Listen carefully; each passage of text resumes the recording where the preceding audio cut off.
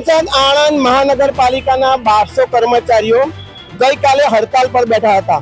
વર્ગ 2, 3 અને 4ના તમામ કર્મચારીઓ કમિશનર પ્રત્યેની નારાજગી, પગાર, ફિક્સ પગાર અને કેટલાક નવા કર્મચારીઓને વધુ પગાર બાબતે અને ક્વોલિફિકેશન મહિનાના લોકોની ભરતીને લઈને હડતાલ પર બેઠા હતા। આજે હડતાલનો બીજો દિવસ છે। ગઈકાલે મેયરે કચેરી છોડતા પહેલા એમ કહ્યું હતું કે આવતીકાલે 11 વાગે તમામ કર્મચારીઓની હડતાલનો સુખદ નિર્ણય આવશે અને કમિશનરે પણ મીડિયા સાથેની વાતચીતમાં જણાવ્યું હતું।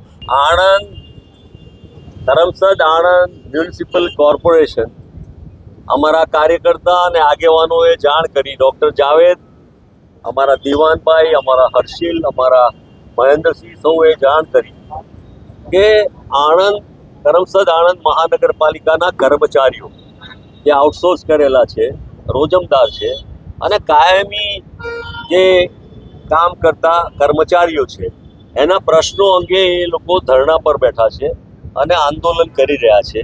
ત્યારે સ્વાભાવિક જ રીતે કોંગ્રેસ પાર્ટી તરીકે, પ્રજાના પ્રતિનિધિ તરીકે, રહી ચૂકેલા તરીકે અમારા કાઉન્સિલરો સહિત અમે એમને મળવા આવ્યા અને એને માટે એમના કયા પ્રશ્નો છે એની જાણ કરવા માટે આવ્યા।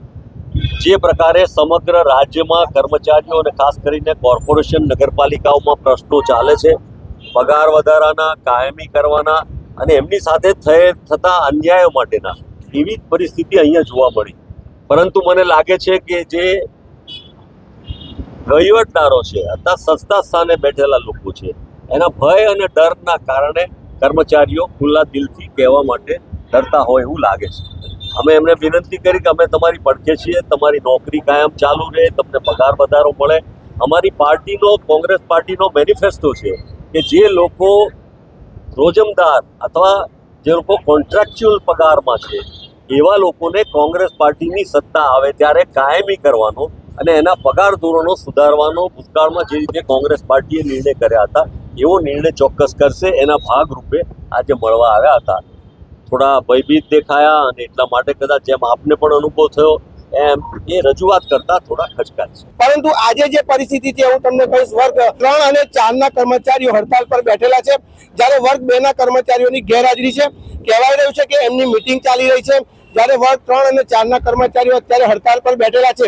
સમગ્ર કચેરી સુમસામ છે, લોકો કામ અર્થે આવી રહ્યા છે પરંતુ પાછા જાય છે।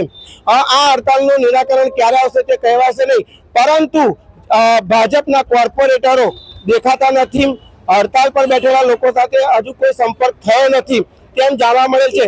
મોડી સાંજ સુધી શું થાય છે તે જાણવા મારી સાથે જોડાયેલા રહો। સાજિદ માલિક સાથે ઉમર ફારૂક, ચક્રવાત ન્યૂઝ, આણંદ।